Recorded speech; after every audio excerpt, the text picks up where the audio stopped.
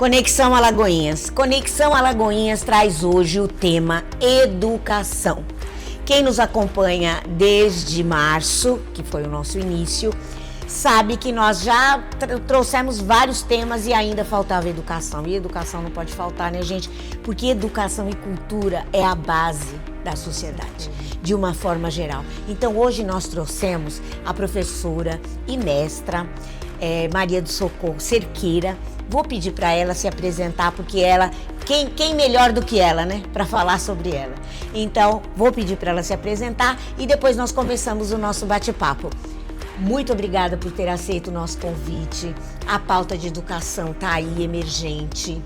É uma pauta cada vez mais urgente na sociedade. E aí eu queria que você dissesse um pouquinho sobre quem é você e qual que é o teu papel nesse ambiente da educação. Boa tarde, muito obrigada pelo convite. Sempre que é para falar sobre educação, defender a educação, não tem para mim negativas. Desde 17 anos, quando me formei no magistério, nosso antigo e saudoso magistério, eu sou apaixonada pela área da educação. Meu nome é Maria do Socorro Adorno Cerqueira, sou pedagoga de graduação inicial, mestre em educação, sou especialista em direito educacional e em captação de recursos públicos, sou consultora educacional há mais de 30 anos. Esses municípios circunvizinhos todos com certeza me conhecem, porque em todos aqui próximo já trabalhei e também já trabalhei em alguns municípios de Sergipe e de Pernambuco, né? Hoje eu estou morando em Alagoinhas, me considero já filha de Alagoinhas.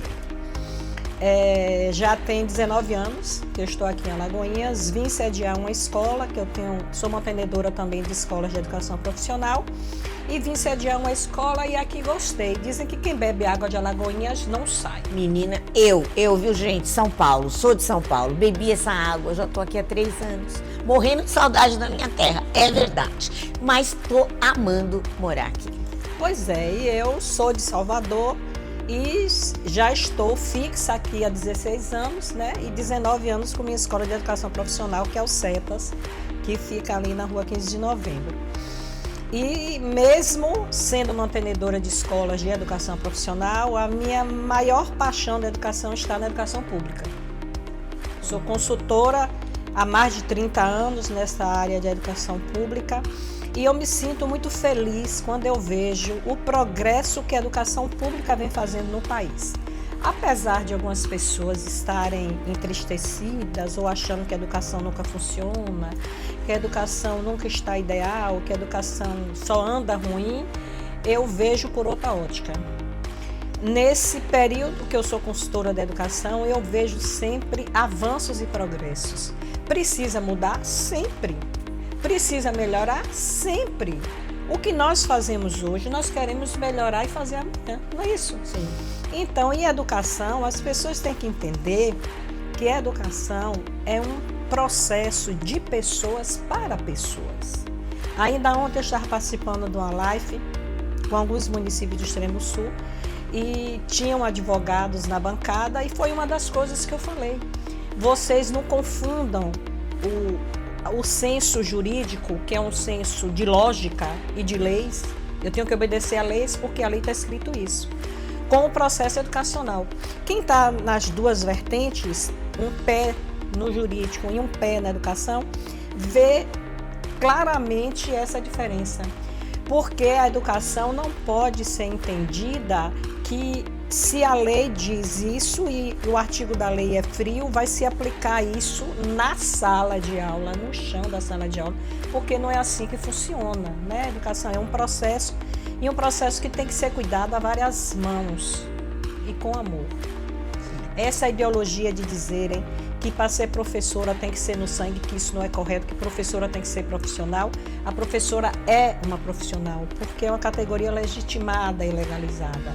Mas, além disso, ela vai lidar com pessoas, para pessoas, com vida de pessoas. Então, ela precisa ter amor, sim.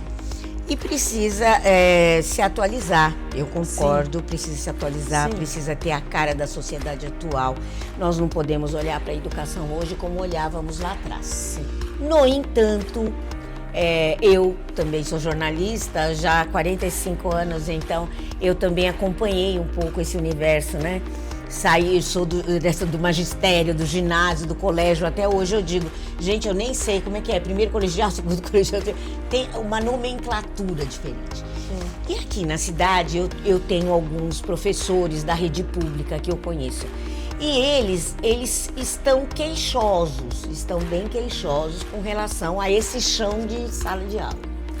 O que mais eles reclamam? Eles falam da questão da aprovação automática, por exemplo, no ensino público. O que seria essa aprovação automática? Na realidade, a aprovação automática foi uma denominação que foi dada pelas pessoas que tiveram uma convivência e um entendimento equivocado do conceito. Se nós formos buscar os artigos da lei, em nenhum lugar tem escrito aprovação automática. Nenhum lugar manda que o professor ou a gestão da escola obriguem ao desenvolvimento da aprovação automática. Não existe isso. O que é que o artigo da lei traz? O artigo da lei diz que aquela criança que está com a idade ainda de construção do seu conhecimento, ela precisa ter uma progressão continuada. Olha a diferença. A lei traz progressão continuada. A lei não traz aprovação automática. Você não vê isso em nenhum artigo de lei. E nenhum tipo de texto pedagógico dos grandes autores, dos educadores que digam isso. E como foi que surgiu isso? O Brasil estava desenvolvendo uma educação básica e a nossa Constituição faz a obrigação do ensino obrigatório a partir de 4 anos de idade, né, na pré-escola. Então, o aluno passa 4 e 5 anos na pré-escola, onde a progressão é automática. O próprio artigo da LDB não permite que tenha retenção entre essas datas. Por que não tem retenção? Porque uma criança de 4 anos não vai entender que ele não alcançou os 6 para passar para outra série. Não é isso, ele não tem cognição para isso, ele não tem base para entender essa reprovação, esse corte. Então, o professor deve desenvolver as habilidades dele de 4 anos e caminhar com ele com 5 anos e, caso tenha habilidades ainda a ser composta dos 4 anos, levar para fazer essa composição com 5 anos. Por isso que chama progressão continuada. Quando houve uma estruturação da educação necessária para o século XXI, foi determinado, foi discutido entre os países que as retenções, as reprovações, elas não faziam bem nem para o aluno, que uma criança de 6 anos de idade não pode entender que ele tirou um 5, então, ou um 4 e ele fica retido, e o coleguinha tirou um 6 e passa para outra série, e eu vou ter que chegar no ano seguinte, meus colegas em outra sala e eu naquela sala dali ainda. Que isso trazia bloqueios de aprendizagem muito grande. Essa criança precisava avançar para progredir no seu conhecimento. Então veio a instituição do que nós chamamos de ensino fundamental de 9 anos. Né? Primeiro foi uma lei que instituiu o ensino de 9 anos e depois veio as normativas do Conselho Nacional de Educação através do Ministério da Educação. E o que significava esse ensino de 9 anos? A criança de 6 anos que fazia parte da educação infantil e que ali ela teria a série de alfabetização com 6 anos, na nossa época não era assim, sim. 6 anos, com 7 anos ela ia para o ensino fundamental. E era considerado o ensino fundamental as primeiras séries onde o aluno iria passar por avaliações e essas avaliações poderiam ter critério de retenção, certo? Com essa criança indo para o ensino fundamental, começava uma escolaridade que a gente chama de escolaridade oficial, né? Porque é onde tem as extensões do histórico escolar.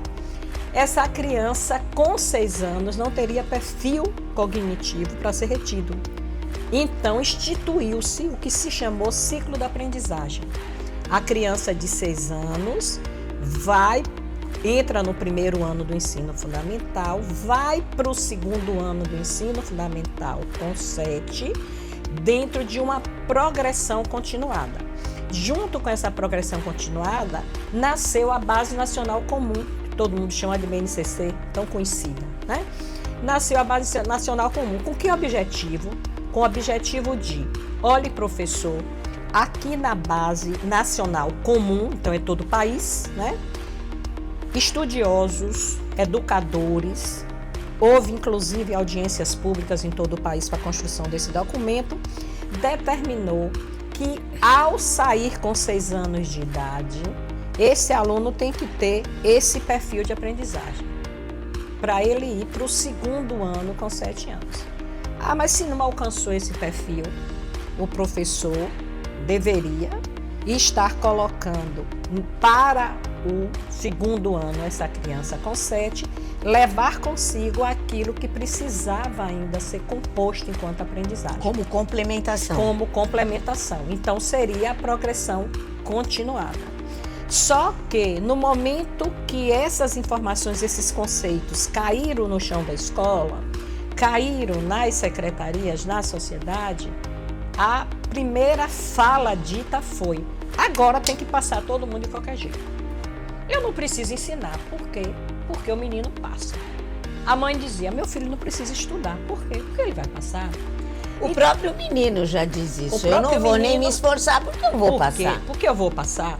Então, na minha concepção, o que foi que faltou à época da implantação do ensino fundamental de 9 anos, que a gente hoje sofre consequências drásticas dessa defasagem de aprendizagem, tanto que o governo federal lançou ano passado a recomposição das aprendizagens. O que é recompor a aprendizagem? É você buscar toda aquela criança que está com essas falhas de aprendizagem, essas lacunas, para poder fechar, né? Então, o que foi o desenvolvimento, à época, de uma política pública maciça na educação para se tratar os conceitos. Entende? Porque quando você implanta algo que eu falo com você que venho aqui na TV Âncora implantar X projeto, mas se eu não lhe detalho, não lhe conceituo, não lhe digo qual é o propósito, o objetivo, você vai implantar da forma como você entendeu. E faltou foi isso. Teve muitos informativos, sim. O Ministério da Educação, à época, lançou diversos informativos, distribuiu a BNCC gratuita, fez tudo isso. Mas não fez o corpo a corpo, o cara a cara. E a educação precisa do corpo a corpo. Do corpo a corpo. Porque hoje o que a gente vê nos relatos, né, das escolas, de uma forma geral, porque nós vivemos num país continental. Então, a realidade de uma escola lá no sul, lá em São Paulo, lá em Belo Horizonte mesmo, no Rio Grande do Sul, completamente diferente do centro-oeste, do norte, do nordeste. Então, se você não tem esse acompanhamento do corpo a corpo, como a senhora mesmo mencionou, nós vamos ter disparidades muito grandes e visíveis. Sim. Visíveis. Sim. E mesmo agora, com essa recomposição, né, que está se tentando fazer, buscar, a gente sabe que na educação é complicado. Muito. É muito complicado porque esse jovem, ele já está crescendo com outros conceitos, em outra sociedade, em outras famílias. Tudo isso está dentro da escola, né? Então hoje, eu acredito, e é o que eu tenho visto, nós estamos lutando, né? Nós estamos lutando contra a maré, digamos assim, né? Nós estamos lutando para tentar recuperar. Para tentar recuperar, isso mesmo. Mas assim, as diferenças estão na própria localidade. Vamos citar Alagoinhas. Alagoinhas, o que acontece nas escolas da sede, o que acontece aqui em Alagoinhas é o que acontece nos distritos, na zona rural, não. As realidades são distantes, as realidades são diferentes.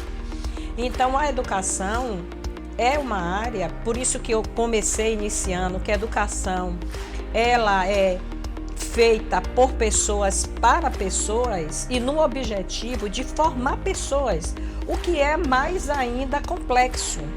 Eu sempre digo aos professores, quando eu tenho as oportunidades de estar junto com os professores, com a equipe da educação, que a responsabilidade nossa, que eu sou professora nata, que a responsabilidade nossa é tão grande que a Constituição Federal diz que nós devemos formar o sujeito pleno. Entende a complexidade disso? Você formar o sujeito pleno não é você chegar para uma criança e ensinar aqui o A, com B, com A, da beabá. Não é. É você ensinar a criança não só a questão dos conteúdos formativos, mas você ensinar a criança a vida e para a vida. E isso é complexo demais, né? Isso é complexo demais e formações que são feitas de caráter genérico, gerais, grandes jornadas, grandes encontros, isso funciona, isso é alavanca motivadora. Mas isso não é a engrenagem que faz o carro andar. A engrenagem que faz o carro andar é você estar na escola. Você está dentro da escola, você está acompanhando. Corpo a corpo, acompanhando o professor, estudando dados. Precisamos estudar dados. O professor precisa saber como minha escola está indo, quem está aprendendo e quem não está. E não é difícil hoje isso não, sabe? Tem um município no extremo sul que eu trabalho, que quando eu lá cheguei em 2024, a primeira coisa que eu coloquei a Secretaria da Educação a fazer foi estudar dados. Vamos estudar os dados? Porque não adianta a sua diretora dizer: meus alunos não sabem, meus alunos não aprendem, reprovou X, reprovou Y, o professor está triste por isso, insatisfeito por aquilo, tal sala indisciplinada. Vamos estudar dados. Vamos estudar o dado da escola, tá? Quanto você tem de reprovação? Quanto você tem de aprovação? O que seu aluno sabe? Porque você tem que partir daquilo que ele sabe, não aquilo que ele não sabe. O que é que ele sabe?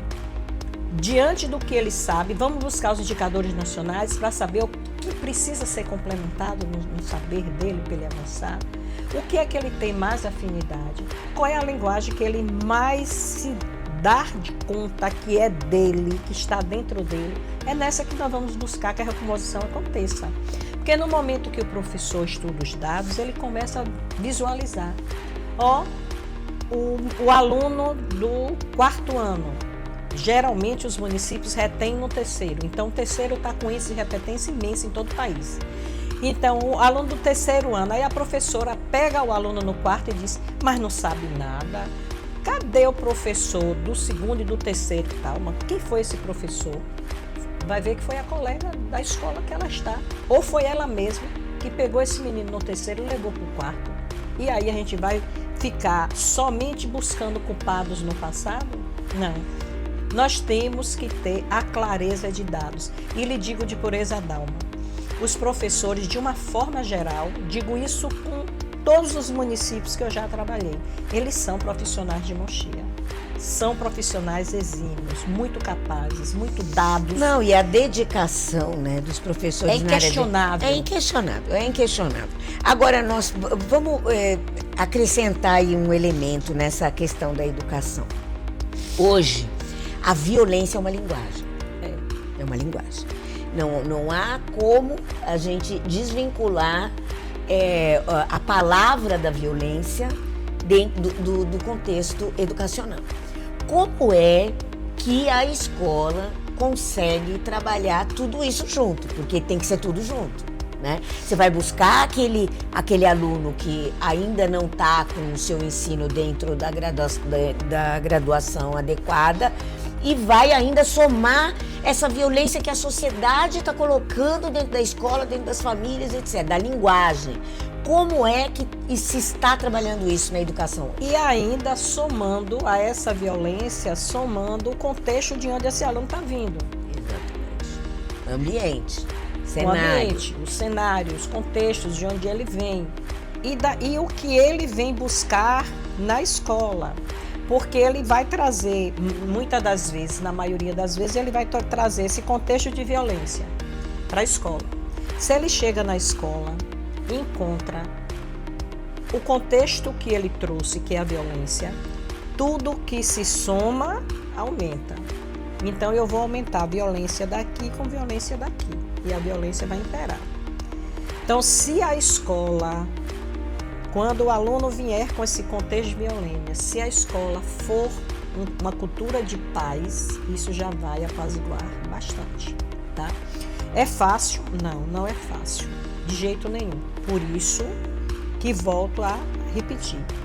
Todos os profissionais de dentro da escola têm que conhecer a sua escola. E quando fala-se de conhecer a escola, não é conhecer o espaço físico. Paulo Freire bem dizia, né? Que a escola não é feita de paredes. É gente que soma gente. Então, quando fala de conhecer a escola, é conhecer as pessoas que estão na escola, o seu entorno, para dali a própria escola desenvolver quais são os caminhos que nós vamos seguir.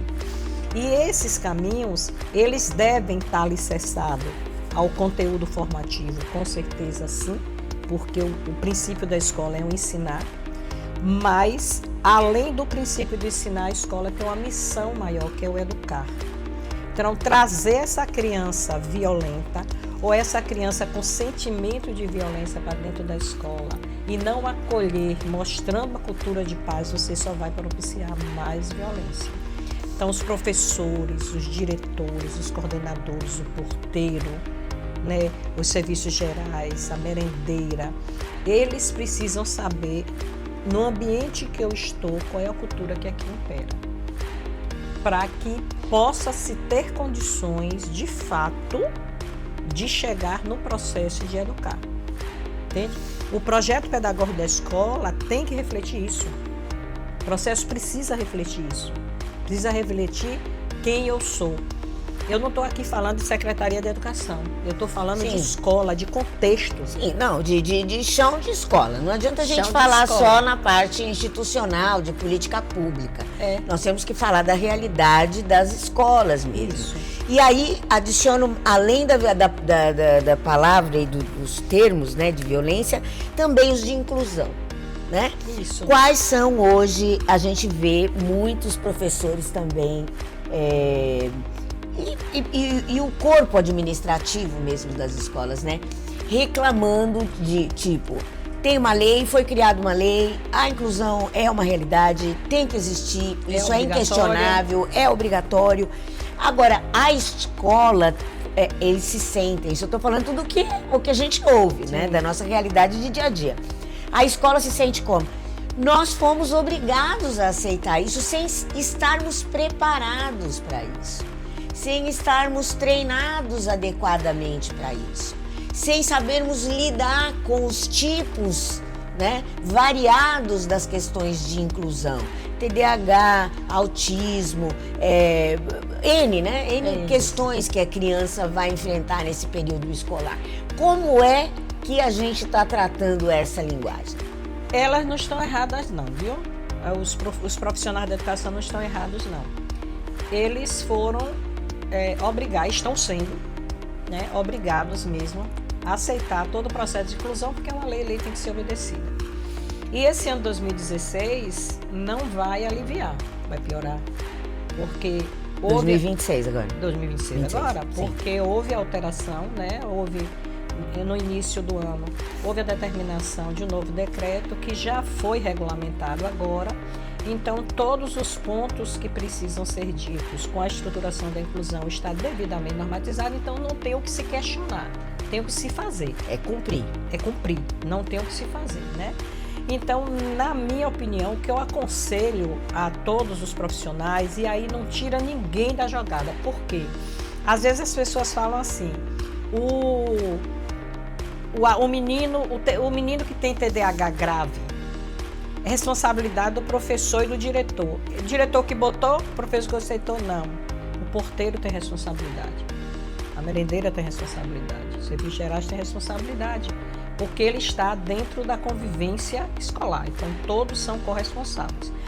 Isso precisa ser muito bem trabalhado dentro da escola, certo? Não tem o que se queixar disso.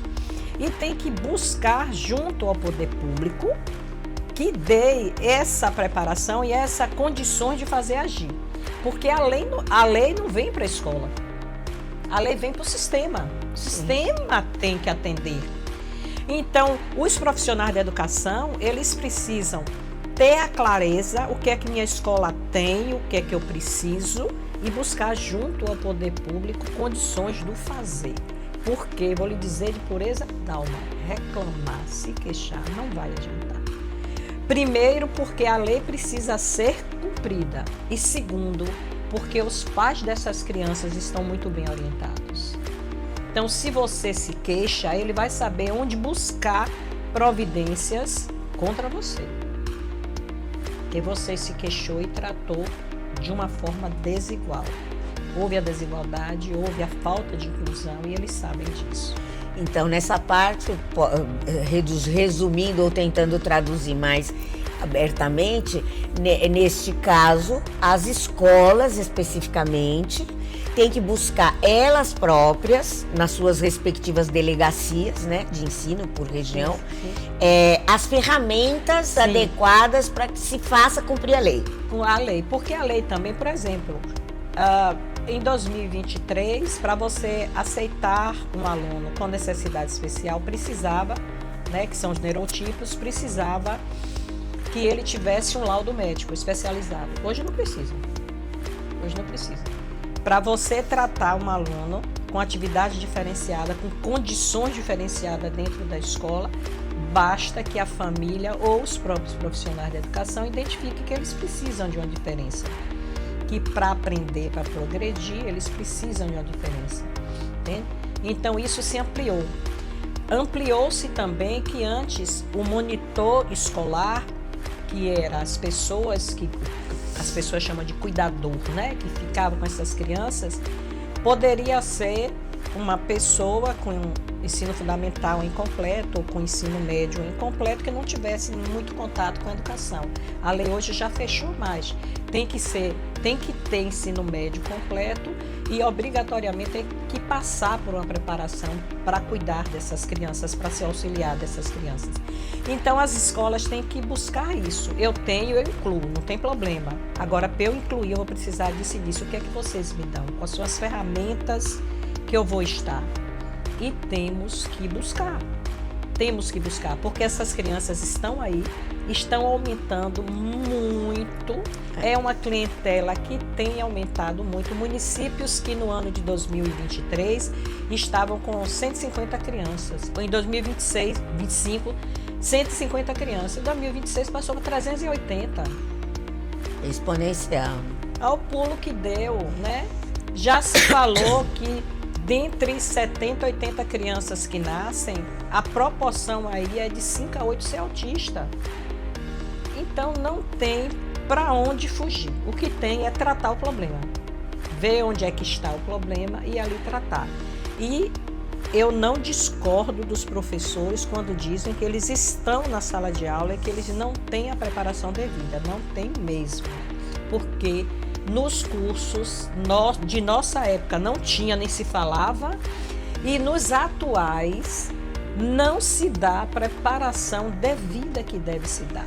Dá conceitos, noções, né? Uma disciplina que se fala sobre a Mas a prática direta que não é existe. Brincadeira. Você está com 25, 30 alunos numa sala, você ter 2, 3 TDAH ou autista. Não é brincadeira. Não é fácil. Você dá conta de tudo isso. E agora, voltando aqui, falando um pouquinho mais específico de Alagoinhas, você falou de dados. Todas as pessoas que passam aqui, eu sempre pergunto sobre isso, tanto na saúde mental, quanto em várias áreas que já estiveram aqui. O que a gente sente falta disso, porque os dados, e a resposta é, os dados estão sendo preparados. Estamos agora nos debruçando sobre os dados. Estamos já a um bom caminho do fim para termos os resultados. Então, a questão que a gente se coloca, e eu concordo plenamente com você com relação, não há como você construir nada sem dados. Violência contra a mulher, a gente teve aqui vários momentos falando sobre isso. Não há como você construir nada sem dados, né? Como é que você vê, você que já conhece bem essa área aqui, né, do Agreste, né, do Agreste Baiano e principalmente Alagoinhas, como é que nós estamos com relação aos dados aqui na área educacional? Precisam ser melhor tratados, com certeza sim. E quem diz isso, não sou eu até que afirmo isso, né? Isso na educação, nós tivemos a partir de 2024 um ponto muito positivo para os prefeitos e os secretários de educação querer esses dados bem estudados, bem conhecidos, né? O governo federal lançou um incentivo financeiro, é uma complementação do Fundeb. O Fundeb é o fundo que mantém a educação, né? Sim. Então, os prefeitos, as secretarias de educação, todo início de ano recebe de acordo com a quantidade de aluno que matricula. Então, é muito bom. Eu tenho 100 alunos e recebo sobre 100 alunos. E aí o governo federal fez uma mudança muito importante. Ele diz, olha, seu Fundeb não está suficiente para sustentar a educação. Eu vou te dar uma complementação. E essa complementação já existia e os municípios e os estados receberam essa complementação sem nada comprovar. Quando foi em 2023, ele disse, não, vamos estratificar isso. 2 complementações, que é o valor aluno e o valor aluno final, eu te dou de acordo com os dados educacionais que você me dá de matrícula. Mas o valor aluno resultado, que é o VAR, né, a sigla do VAR, eu te dou. Se tu me comprovar 5 indicadores. E dentre esses 5 indicadores tem o índice de aprendizagem e o índice de retirada de desigualdade social. Importantíssimo. Importantíssimo. Então, todos os estados e todos os municípios brasileiros estão sendo obrigados, a partir de 2024, a se debruçar em cima desses dados para melhorar, porque senão não ganha dinheiro. O negócio agora é perder dinheiro, não vem, o VAR, né? Então ele precisa, todo município precisa, em 2023, eles receberam, em 2024, uma primeira parcela, que foi um percentual baixo, 0,5% do valor do Fundeb. Em 2024, esse valor aumentou. Em 2025, aumentou. 2026 agora é 1%. 2027 vai ser 2%, que aí é o teto máximo de recebimento. E o que foi que aconteceu? O Ministério sinalizou, estude seus dados que você pode ser barrado. Muito município não tomou conhecimento. Tomou conhecimento que nada eles não vão fazer. E nunca fez, né? Fazer como? O brasileiro é muito assim, né? Vamos esperar para ver. Acontecer. Vamos esperar para acontecer. Quando foi em 2024, alguns municípios ficaram de fora. Todo mundo começou a abrir o olho. Em 2025, muitos municípios ficaram de fora. E a maior parte dos municípios que não receberam a complementação foi do estado da Bahia. E aí muitos municípios não receberam o dinheiro. Agora, em 2026, que é reflexo de 2025, você recebe pelos resultados anteriores. 2026, que é reflexo de 2025, que o IDEB ele é feito pelos dados que estavam em 2023, porque a cada 2 anos, né, que existe a prova. Então, em 2026, muitos municípios ainda foram barrados de receber por consequência daqueles resultados que tiveram lá atrás. Iniciais. E aí, se a gente perceber, vou dar um parâmetro aqui. Alagoinhas pode ter deixado de receber 9 milhões ano, porque não alcançou os índices necessários. Aí, se você soma, você vai ter um quantitativo de valor bem considerável. Entende? Então, obrigatoriamente, eles agora vão ter que Agora olhar nós dados. temos um termômetro. Tem um termômetro. Tem um termômetro, que é o que a gente pede, né, gente? Porque se a gente precisa de dados e esses dados não estão sendo entregues, é o termômetro de cada área que precisa ser implementado. Principalmente quando a gente está falando em educação. Então agora, já caminhando para o final, eu gostaria que você olhasse ali para a sua câmera e dissesse para os moradores aqui de Alagoinhas o que podem esperar da educação aqui no município. A educação do município de Alagoinhas, o que qualquer pessoa deve e pode esperar é que sempre venha a ter melhorias e crescimento. Independente que seja em Alagoinhas, em São Paulo, em qualquer outro lugar, nós temos que ter a esperança sempre de ter o crescimento, porque a educação é a mola propulsora da sociedade. Não é chavão, não é frase bonita de nenhum educador, é uma realidade que todo mundo vê aí, que é isso que tem que ser feito. Agora, os educadores, e quando eu falo educadores, estou falando a toda a comunidade educacional do município, principalmente voltado para a educação pública, vocês não devem apenas esperar, vocês devem também buscar, porque o fazer educação está no chão da sala de aula, E quem está no chão da sala de aula é você, professor, é você, porteiro, é você, serviços gerais, é você, merendeira, é você ali que está olhando o pátio, é você que está monitorando o aluno de educação especial, é você, coordenador, que tem que estar ouvindo todos os dias os problemas que os professores lhe trazem, é você, diretor, que traz o nome da escola nas suas costas, no seu peito, porque você vai ser conhecido assim. Como é seu nome? Fulano, você é diretora da escola X. E você é aquilo que você faz. Então, se nós somos aquilo que nós fazemos, vamos fazer com qualidade. E é possível fazer no momento que a gente tem dados comprovados, estudos comprovados e saber solicitar na hora certa e no lugar certo. Então, tanto para Alagoinhas como para as cidades circunvizinhas, a educação está aí e está com perspectivas na rede pública de melhorias. Se a gente souber pegar essas políticas educacionais que está aí, levar para o chão da escola e fazer acontecer. E não apenas dizer que aderiu ao programa X e precisei. Sim, aderiu. E fez o que com essa adesão? A gente precisa mostrar à sociedade que a adesão é essa, né?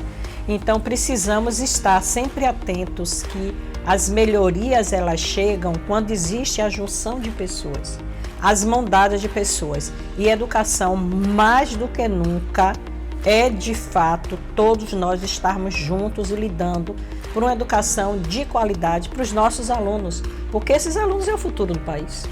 Exatamente. Gente, quem me acompanha sabe que eu digo sempre isso. Não é só cobrar do poder público, não é só cobrar da escola, não é só cobrar de pessoas individualmente. A sociedade só cresce de maneira conjunta, de maneira comunitária. Se nós não apontarmos a situação e não só apontarmos o dedo dizendo o erro, nós temos que já ir com alguma solução preparada. Isso. Então nós temos também que fazer a nossa parte. É fácil? Não é fácil. Nada é fácil. Mas nós temos que entender, e nós já entendemos, eu acredito que já entendemos, porque sem educação nós não vamos a lugar nenhum. Até o próximo programa.